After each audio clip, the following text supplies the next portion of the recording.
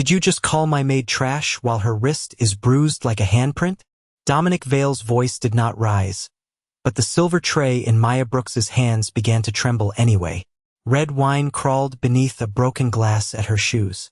Her white cuff had split open, revealing purple fingerprints circling her wrist. Celeste Marlowe smiled as if the room had mistaken elegance for violence, and somewhere above them, a security camera blinked red. 3 hours earlier, Maya was in the service corridor behind the Meridian room, pressing a strip of medical tape over the blister on her heel and telling herself she could survive one more private event. One more room full of people who looked through her until they needed water, wine, napkins, forgiveness. The hotel called her temporary staff even though she had worked there 11 months. Celeste called her sweetheart in front of donors and that big girl from downstairs when she thought the pantry door was closed. Maya had learned the geography of rich people's cruelty. The smile before the cut. The pause before they said something expensive and poisonous.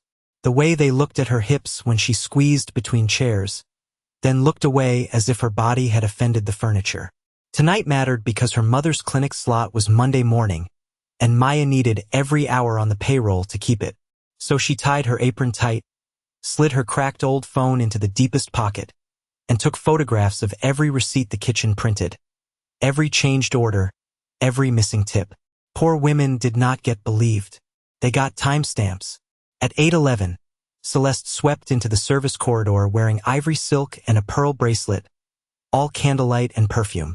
She stopped beside Maya's cart, looked at the 12 folded linen napkins, then at Maya's waist and gave a soft little laugh. "Try not to block the aisle tonight," she said gently. "Some of our guests are important." Maya said nothing.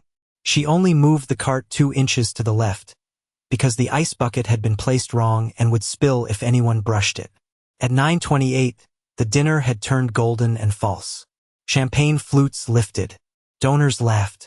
Dominic Vale sat at the head of the table in a black suit, still as a locked door, listening more than speaking.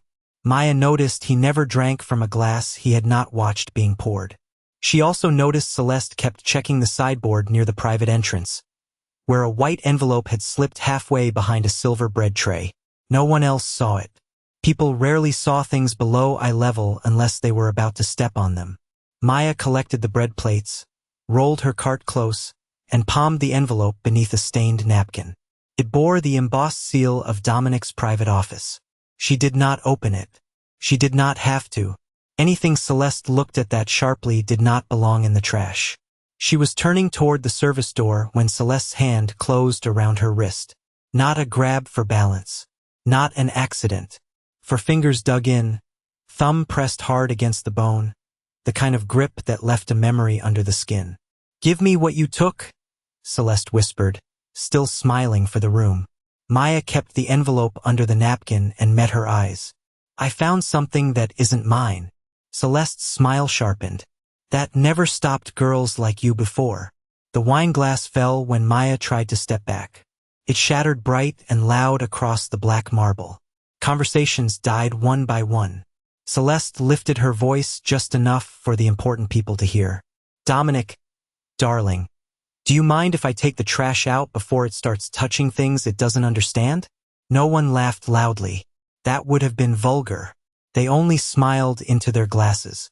Maya bent to collect the broken stem, cheeks burning, wrist throbbing, envelope still hidden under the dirty linen. Dominic had not moved. His eyes dropped to the torn cuff. Celeste released Maya too late. The bruise was already there, blooming beneath the white cotton like a secret forced into daylight. "Let go," Dominic said. The room went so quiet the melting ice in the bucket sounded like bones settling. Celeste gave a wounded little breath. "I was only helping her. She was caught stealing from your office." The manager appeared at Maya's side with an incident report already printed, already clipped to a black folder, her name typed at the top. Dominic looked at the report, then at Maya's shaking hand, then at the cuff hanging open from her sleeve. He did not believe her yet. Men like him did not survive by believing the first story offered. But he stopped when he saw the thread near her wrist, because caught inside the torn seam was a single pearl, small as a tear, and Celeste's bracelet was missing exactly one. The pearl did not roll. It clung to the torn thread as if the cuff itself refused to let it go. Maya saw Dominic see it, and for one impossible second, the whole Meridian room held its breath around that tiny white bead. Then Celeste laughed softly, the kind of laugh women used at charity lunches when a waiter spilled water and everyone wanted to pretend kindness was happening. Pearls shed, Dominic. Fabric tears. Staff panic. We don't need to make theater out of a housekeeping issue. The word housekeeping landed on Maya's skin colder than the ice water dripping from the overturned bucket. She wanted to say she was a waitress tonight, not housekeeping.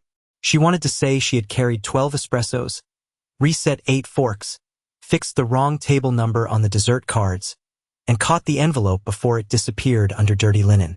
Instead, she pressed her thumb over the hidden edge of the envelope beneath the napkin and kept her chin level. The manager, Mr. Ellery, cleared his throat.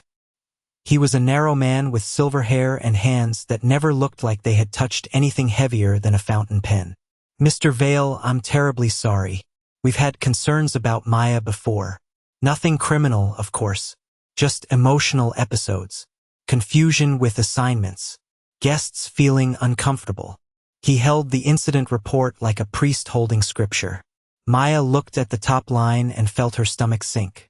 Her name was typed in clean black letters. Maya Brooks.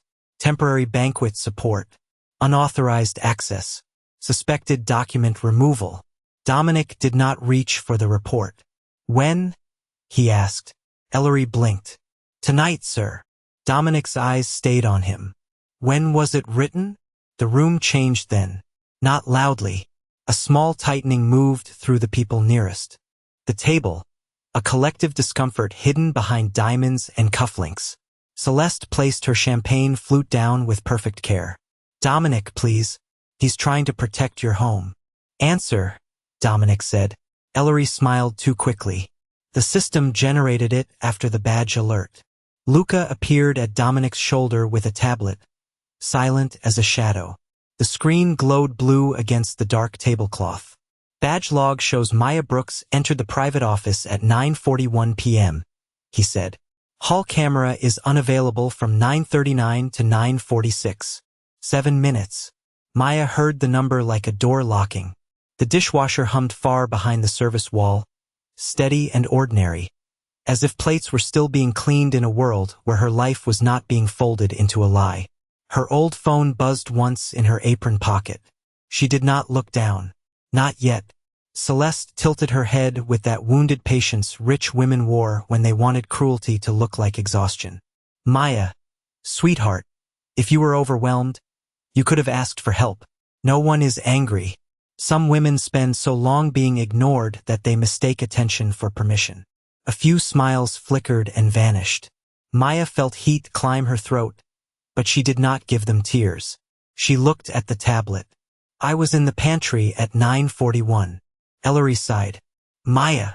She hated how he said her name, soft enough to sound sympathetic, sharp enough to be a warning. I was carrying 12 espressos, she said. Table 4 changed from decaf to double shot because Mrs. Harrow said decaf tasted like hotel soap. The receipt printed at 9:40. Beto signed it because the espresso machine on the left jammed again. Dominic's gaze shifted, not to her face, but to her apron pocket where her phone had buzzed. You have it. Maya hesitated. Her cracked phone held too much of her life. Photos of receipts. Screenshots of changed shift logs. A bank alert showing $23.16 left. A hospital invoice for her mother's Monday clinic slot marked unpaid in red. But Celeste was watching her pocket now, and that was why Maya pulled the phone out. The screen lit across the spiderweb cracks. A notification sat at the top from an unknown number. Sign the report and the clinic still gets paid. Dominic read it upside down. He said nothing. He only took his own phone from his jacket, snapped a photo of the message, then placed his glass over the pearl so no one could remove it. Luca tapped the tablet again, eyes narrowing. There's a second badge ping near the service elevator at 9:38, he said. Not hers. Ellery's mouth opened. Celeste's perfume seemed suddenly too sweet, drowning the wine and broken glass.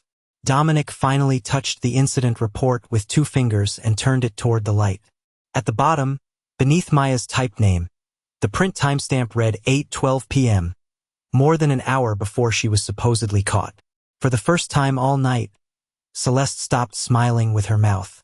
Only her eyes kept working, quick and bright, moving from the timestamp to Ellery, from Ellery to Maya's cracked phone, from Maya's phone to Dominic's hand covering the pearl beneath his glass. Dominic did not accuse anyone. That was worse. Accusations gave people something to fight. His silence gave them nothing but themselves. "Kitchen," he said. One word, low enough that half the donors leaned forward to make sure they had heard it. Maya felt the room part around her as if she were something spilled. She walked with the wine drying on her apron, the envelope still buried beneath the dirty linen in her cart, her wrist pulsing under the torn cuff. Behind the service door, the world changed temperature. The Meridian Room's velvet hush gave way to fluorescent light, wet tile, steam from the dish machine, and the bitter smell of coffee left too long on a burner. Beto stood beside the espresso station with a towel over one shoulder, his eyes widening when he saw Maya's face. "Don't," she whispered before he could ask if she was okay. If anyone was kind to her too loudly, she might break, and she could not afford to break while her mother's clinic bill sat inside her phone like a countdown. Dominic stopped 3 feet from the prep table. Luca stayed behind him. Celeste came in last, careful not to let her ivory hem touch the damp floor. Ellery hovered near the doorway, incident report tucked to his chest like a shield. "Show me 941, Dominic said. Maya unlocked her old phone with her thumb. The crack across the screen split her mother's unpaid invoice in half before she swiped it away. For one ugly second, the red words appeared anyway. Past due, final notice, Monday appointment pending payment. Celeste saw it. Maya knew she saw it because the woman's face softened at exactly the wrong time. Not with pity, with opportunity. Maya opened the folder labeled receipts. There were hundreds of photos, each one crooked, hurried, lit by kitchen light or hallway shadow. She tapped the one from tonight. 12 espressos. Table 4. Printed 9:40 p.m. Beto Alvarez signature at the bottom in blue marker because the kitchen printer had run out of black ink. "The machine jammed," Maya said. Her voice sounded small under the buzzing lights, but it did not shake. "Left group head. I had to pull 6 shots twice. Mrs. Harrow sent back 2 because she said they tasted burned. Mr. Ellery told me if the replacement order wasn't documented, it would come out of my check." Ellery let out a tired little breath. Maya has a habit of dramatizing normal workplace corrections. Dominic looked at him. Not sharply, just enough. Ellery stopped breathing through his mouth. Celeste stepped closer to Maya, folding concern around her like silk. "Sweetheart, secretly photographing hotel paperwork is not normal. I know you've been under pressure. Your mother, your finances, these long shifts. Sometimes fear makes people collect things and imagine patterns." Maya looked down at the receipt photo. The crack in the glass cut through the timestamp, but not enough to hide it. "I didn't imagine the order," she said. "Ask Beto what table 4 requested after dessert." Beto swallowed. He looked at Celeste, then Dominic, then Maya's bruised wrist. "Double shots," he said quietly. 12. I signed it. Dominic's eyes returned to the phone, but he still did not say he believed her. "Why keep all of them?" Maya's thumb hovered over the screen. "Because last winter, I got charged for a bottle of Pappy Van Winkle I never touched. $900. Mr. Ellery said there was no proof. After that, I kept proof." The kitchen seemed to shrink around that sentence. A bus tub clattered somewhere behind them, and everyone flinched except Dominic. Celeste's smile thinned. "And yet tonight the proof is conveniently in your pocket." Maya looked at her then. Really looked. "No," she said. "The proof is usually ignored until someone rich needs it." Luca took the phone gently when Dominic nodded. He enlarged the receipt photo. At first there was only paper, coffee stains, Beto's signature, time. Then Luca tilted the screen under the light, and the stainless steel espresso machine in the background reflected a narrow strip of the pantry behind Maya. A sleeve of ivory silk. A left hand. A second key card pinched between two pearl-polished fingers. Maya had photographed her alibi by accident, and in the shine of the coffee machine, Celeste Marlowe was holding her badge at 9:40 p.m. Dominic did not turn towards Celeste when the reflection froze on Maya's cracked screen. He turned the phone face down on the prep table, as if the image were not evidence yet, only a question sharp enough to cut anyone who touched it wrong. That was what made Celeste breathe again. Not victory, not innocence, just the relief of a woman who understood that rich rooms ran on hesitation. That reflection could be anyone, she said gently. A sleeve, a hand, a color. We are not going to ruin a woman's life over the shine of a coffee machine. Maya almost laughed at that. Ruin a woman's life. The words stood in the steam between them wearing a silk dress. Dominic looked at Luca. Bring them back. No one asked who he meant. 5 minutes later, Maya was standing again in the Meridian room, but now the gold light felt colder. The donors had stopped pretending not to watch. The board members sat straighter. Mr. Ellery smoothed his jacket beside the sideboard. A hotel attorney named Powell had appeared from somewhere. Thin lips, navy suit, silver pen already uncapped. He placed a fresh document in front of Maya on the table nearest the broken glass. This is not an admission of guilt, Powell said with the calm of a man who billed by the hour for making fear sound reasonable. It simply states that you were confused, overwhelmed, and handled private materials without authorization. Sign it, and the hotel can close this quietly. Celeste stepped beside him, soft as candlelight.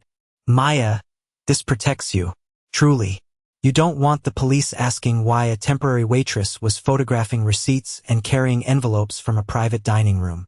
A misunderstanding can stay a misunderstanding if you let good people help you.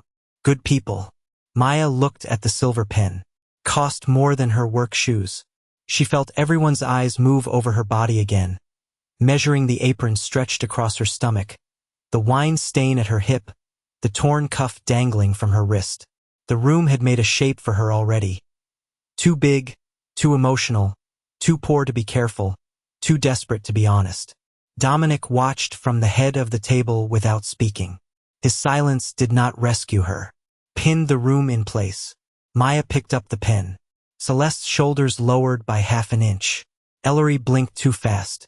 Powell gave a professional little nod, already preparing to take the paper back.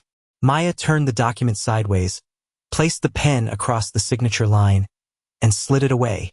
I won't sign a lie just because it's printed on expensive paper. The sentence was not loud. That was why it landed. Someone near the fireplace inhaled. Celeste's smile did not break, but it hardened at the edges. Pride is a dangerous luxury when your mother has an appointment Monday. The room did not understand the threat. Maya did. Her old phone buzzed again on the table, the cracked screen lighting under Dominic's hand before she could reach it. Unknown number. Same message thread. Last chance, Maya. Sign or the clinic gets a call. Dominic read it. He did not ask permission. He photographed it with his own phone, then set Maya's phone back exactly where it had been, as if returning a weapon to its owner. Who has that number? He asked. Powell adjusted his cuffs. Many departments have emergency contact information for staff. Not what I asked. Ellery cleared his throat. Scheduling, payroll, perhaps Ms. Marlowe's charity office because of the clinic assistance program. Celeste looked wounded. Dominic, I have helped that woman's family more than she knows. Maya's fingers curled once, then opened. She reached into her apron and took out the white envelope, still damp at one corner from the dirty linen. She laid it on the table without opening it. The embossed seal of Dominic's private office caught the chandelier light. Then you'll want this returned properly, she said. Since you were so worried I'd touch what I didn't understand. Dominic's eyes moved from the envelope to Celeste's bracelet. One pearl missing. One pearl under his glass. One pearl caught in Maya's cuff. He still said nothing. Celeste, believing the room had returned to her, reached for the envelope with her left hand and stopped only when Dominic's voice cut through the gold-lit silence. No, her fingers hovered above the seal. A tiny smear of ivory foundation marked the edge of the paper, right where someone had already tried to steam it open. Celeste's hand remained suspended above the envelope, her fingers curved with the elegance of a portrait. But the foundation smear had already betrayed something her face refused to admit. It sat on the edge of the seal, pale ivory against white paper. The same shade brushed perfectly along her jaw. Dominic looked at it the way other men looked at blood. Not with shock. With inventory. "Luca," he said. Luca stepped forward, slipped the envelope into a clear evidence sleeve from inside his jacket, and placed it beside Maya's torn cuff. Powell gave a quiet, polished cough. "With respect, Mr. Vale, makeup on stationery proves nothing. People touch things at events. Staff move envelopes. Guests lean on tables. We are building a very dramatic castle out of dust." Celeste's relief returned in the smallest way, a breath through her nose, a soft lowering of her chin. "Exactly." Maya found an envelope, panicked, and now everyone is frightened. I don't blame her. Fear makes people misread kindness.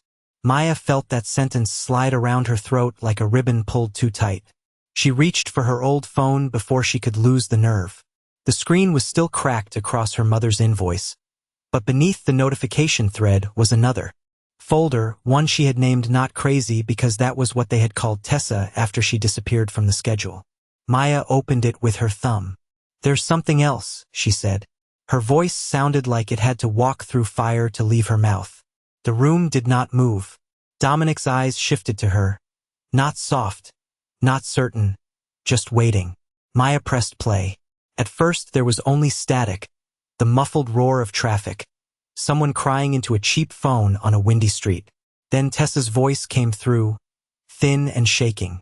"Maya, if they say I quit, I didn't. If Dr. Harlan signs one more letter, they'll call me unstable on paper and no one will hire me.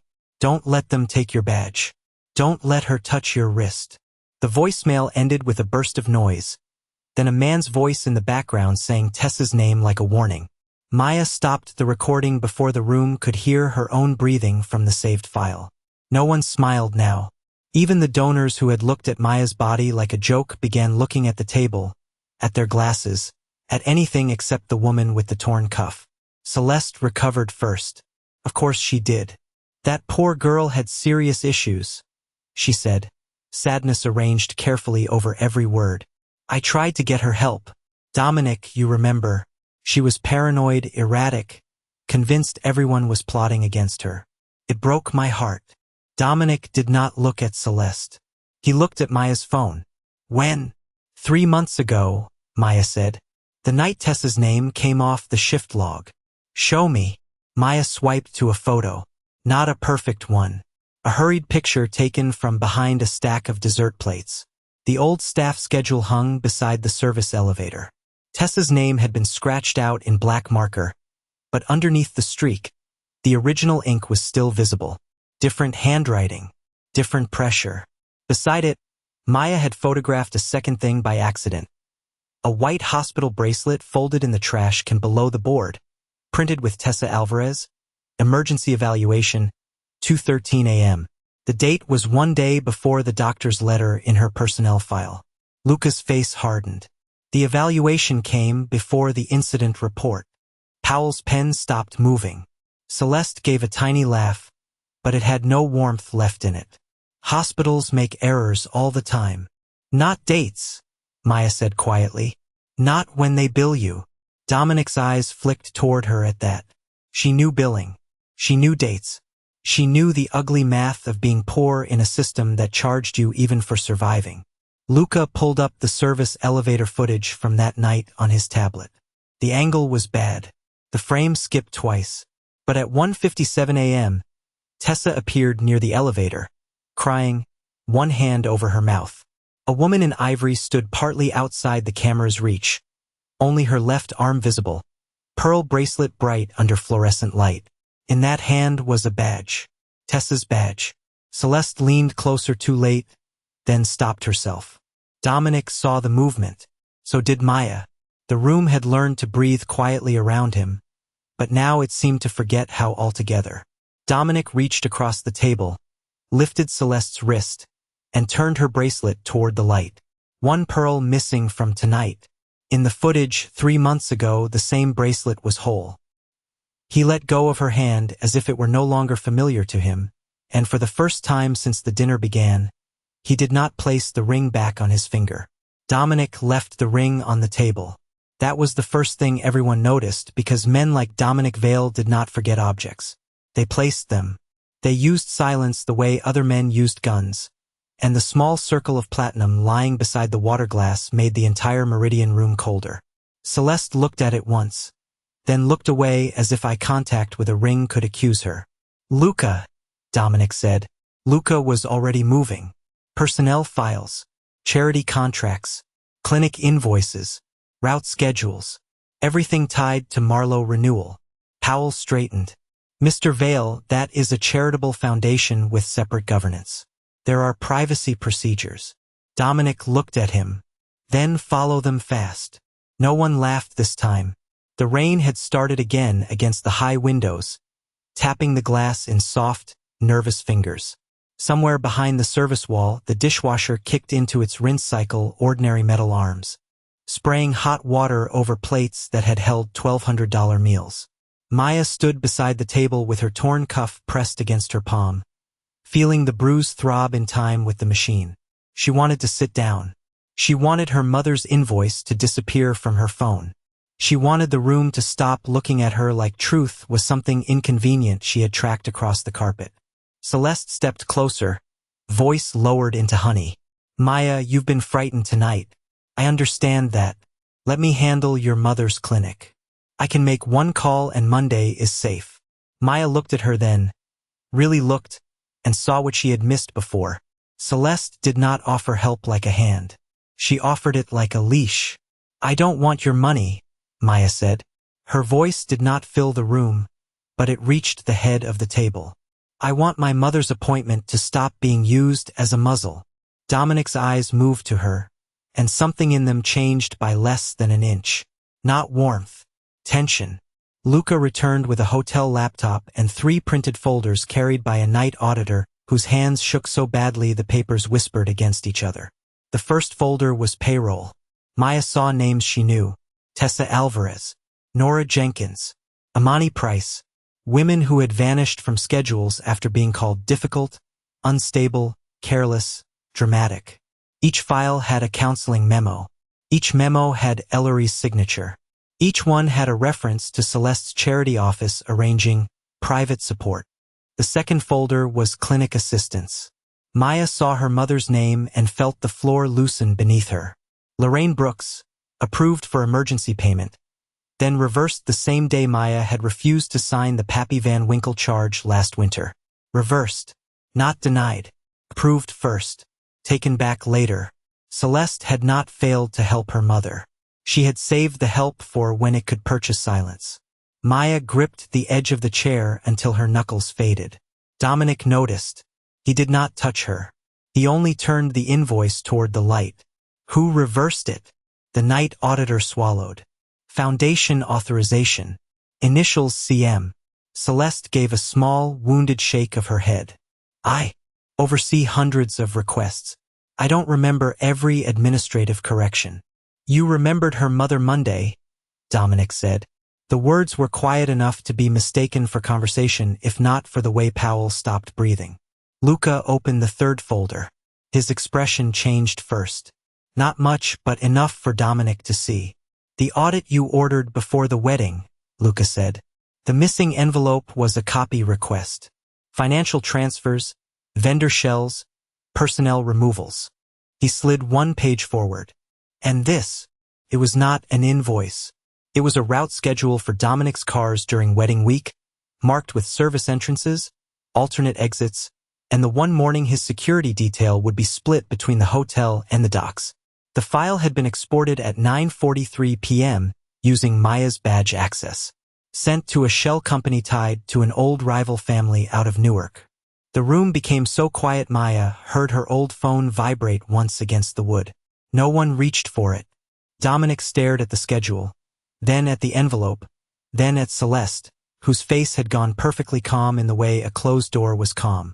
For the first time all night, Maya understood that the bruise on her wrist was not the worst thing Celeste had done. It was only where the bigger crime had touched skin. Dominic looked down at the files bearing his hotel crest, his approval stamps, his private locks, his trusted foundation.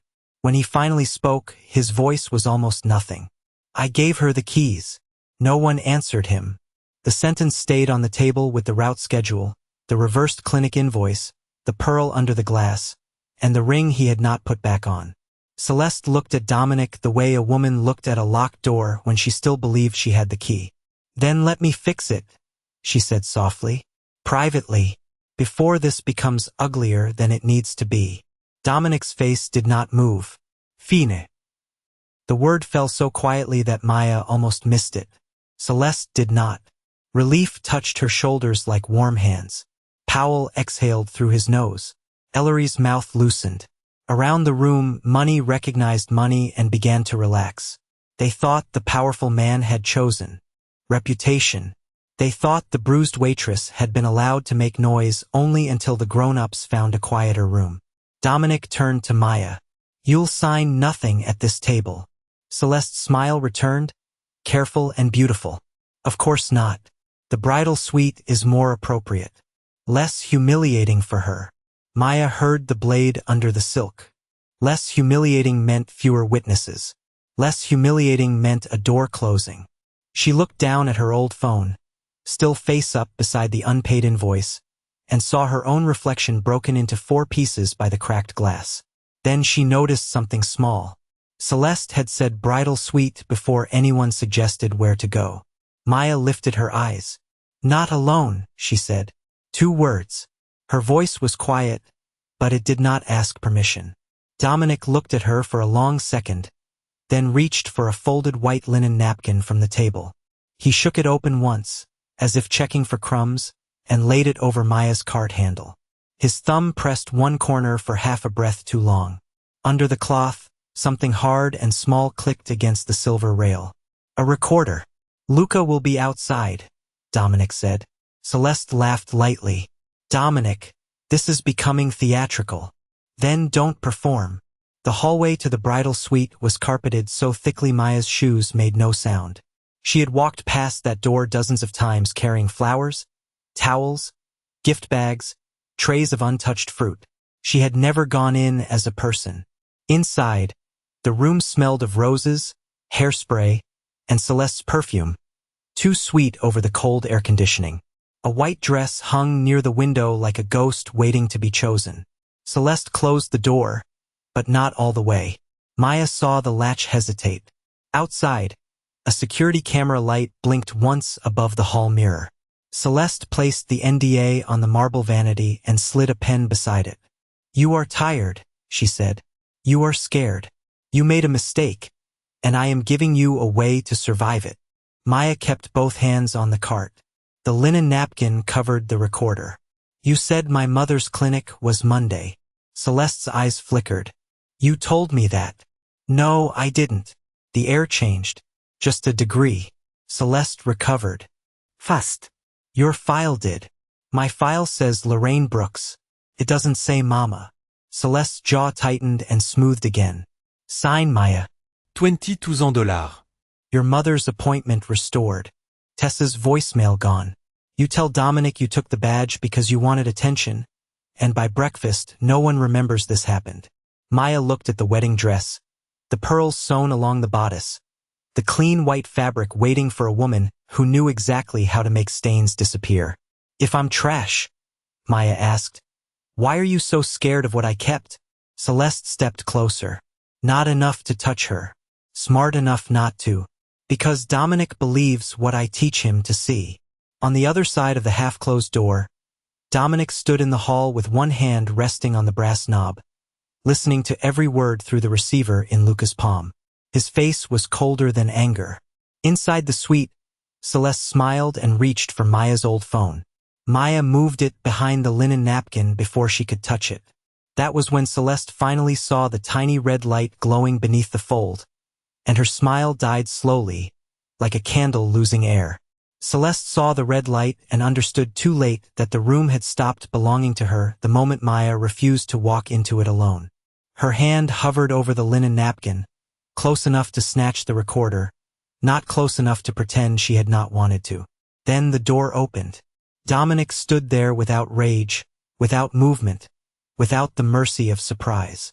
Behind him, Luca held the receiver in one hand and Maya's old phone in the other. "Back to the table," Dominic said. Celeste did not argue. That was how Maya knew she was afraid. The walk back to the Meridian room felt longer than any hallway Maya had ever cleaned. Her torn cuff brushed her bruised wrist with every step. The envelope sat on her cart beneath the clear sleeve. The pearl was still trapped under Dominic's glass. The incident report still waited with its impossible 8/12 timestamp. Nothing had changed, and yet everything had. When they entered, the donors turned as one body, all perfume, diamonds, and expensive restraint. Powell stood. Ellery reached for the folder near his elbow. Dominic looked at him once, and Ellery's hand froze above the leather like a child caught near a flame. Luca connected the recorder to the charity screen, the same screen that had been prepared to show Celeste smiling beside women in shelter kitchens, women whose names she had probably never learned. Her voice filled the room first, soft and polished. $22,000. Your mother's appointment restored. Tessa's voicemail gone. You tell Dominic you took the badge because you wanted attention. No one moved. Then Maya's voice came through, smaller but steadier. If I'm trash, why are you so scared of what I kept? The room heard Celeste answer. Because Dominic believes what I teach him to see. The silence after that was not empty. It had weight. It pressed on crystal stems, on folded napkins, on the throats of men who had smiled when Maya bent to pick up glass. Celeste lifted her chin. A private, emotional moment, taken out of context. Luca tapped the laptop. The screen changed. Service elevator footage. A left hand placing a burner phone in a towel tray. Pearl bracelet. The timestamp. Then the text to Maya's phone. Then the clinic invoice marked approved, reversed, and flagged under Celeste's initials. Then the route schedule exported through Maya's badge at 9:43. Powell's face had gone the color of paper. This still requires interpretation, he said, but no one listened. Maya looked at the folder Luca had set beside the laptop. Something about the top photograph had caught her eye, not the face, not at first, but the cuff. White cotton. Same fold. Same narrow hotel stitching that had split open on her wrist tonight. Wait, she said. Her voice made Dominic turn. She stepped closer to the screen, feeling every rich eye on her back. The old photograph showed a waitress outside the Meridian room in 1989, young and tired, standing beside a man with the Marlowe jaw and Celeste's cold eyes. The woman's name tag read Evelyn Vale. Dominic's mother. Maya swallowed. Zoom in on the bottom. Luca did. On the back of the scanned photo, beneath a personnel note, someone had written, "Keep staff quiet." The signature below it began with a long, hooked M. Maya reached into her apron and pulled out the clinic invoice Celeste had reversed. Her fingers shook only once as she placed it beside the image. Same M, she said. Same drag on the last line. She didn't learn this from nowhere. Dominic stared at the photograph. The room seemed to tilt around him. For the first time all night, he looked less like a man built from stone and more like a son who had found his mother's pain filed under policy. His hand went to the edge of the table, and for a moment he could not speak. Maya did not fill the silence for him. She had carried enough. Celeste whispered his name, but he did not look at her. He looked at Maya's cuff, at the pearl, at the ring, at the photograph of the woman whose suffering had been kept quiet under his own roof. Then he removed the ring completely, set it beside the trapped pearl, and said very calmly, "Call my attorney." The attorney arrived in 12 minutes, not through the front doors where donors could watch a clean performance, but through the service hallway Maya had used all night, his shoes clicking over the same tile where her cartwheels had squeaked for months. Dominic did not raise his voice when he gave instructions. That made them heavier. Freeze the Marlowe renewal accounts. Preserve every camera file. Notify the board. Remove Ellery from the property. Get Dr. Harlan's letters under subpoena. Contact every woman whose name was changed, crossed out, or marked unstable in my building. Celeste stood very still while her world was taken apart in nouns. Account. Camera. Board. Subpoena. Name. She tried once to touch Dominic's sleeve. He looked at her hand until she lowered it. The engagement is over, he said. Not cruelly. Not loudly. Officially.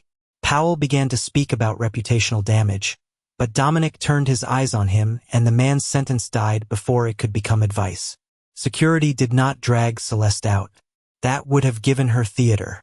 2 female officers from Dominic's independent compliance team escorted her through the main doors, past the same guests who had smiled when she called Maya trash. Her father followed 10 minutes later, his donor badge removed, his name already flagged in the old personnel file from 1989. Mr. Ellery left through the kitchen, carrying nothing but his coat, because his office keys had been taken before he could clean a drawer. Maya watched it happen with one hand resting over her bruised wrist. No one asked her to disappear. No one told her to wait outside. That was the first strange kindness.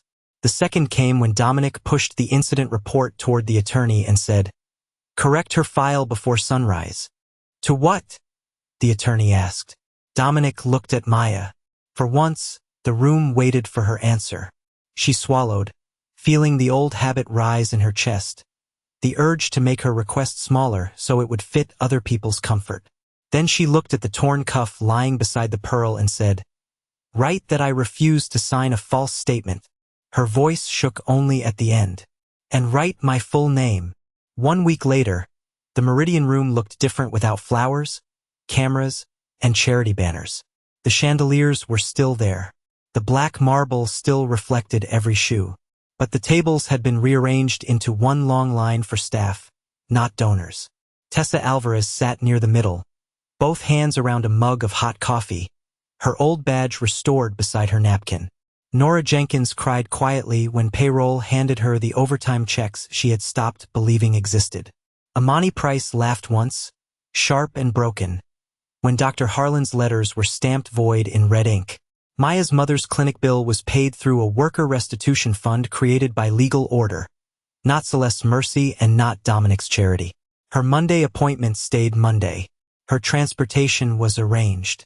Her insurance gap was fixed by the hotel plan that should have covered her months ago. Dominic stood at the end of the table while the attorney read the new policy aloud.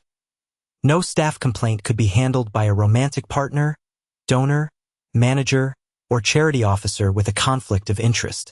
No incident report could use words like unstable, difficult, emotional, or unfit without documented review. Every employee had the right to direct legal reporting. Every name had to be written in full. Then, Dominic did something Maya did not expect. He walked to the service entrance, where the old staff hooks lined the wall, and hung a small glass frame beside the time clock. Inside it was Maya's torn white cuff, cleaned but not repaired, the missing thread still visible. Under it, a brass plate read, "No one here is nameless." Maya stared at it until the letters blurred. She had hated that cuff when it split open, hated the way it exposed her bruise, her fear, her body standing in a room that wanted her small. Now it hung where every server, maid, cook, porter, and dishwasher would pass it before starting a shift, not as shame, but as proof. Dominic came beside her, close enough to be present, far enough not to claim the moment.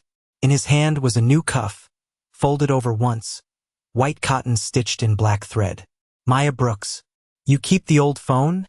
he asked. Maya touched the cracked screen in her apron pocket. "Yes." "Good." He looked at the framed cuff, then at her. "It saw what I didn't." Maya fastened the new cuff around her wrist herself. The bruise had faded yellow at the edges, but she did not hide it. Later, after the staff meeting ended, Beto poured her a fresh cup of coffee, hot this time, and set it beside a plate of toast her mother would have made her eat before a long shift.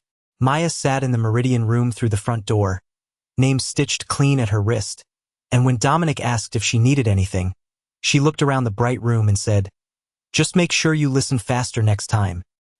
He went quiet, not because he was offended, but because the truth had finally beaten power, and the woman they tried to throw away had been heard.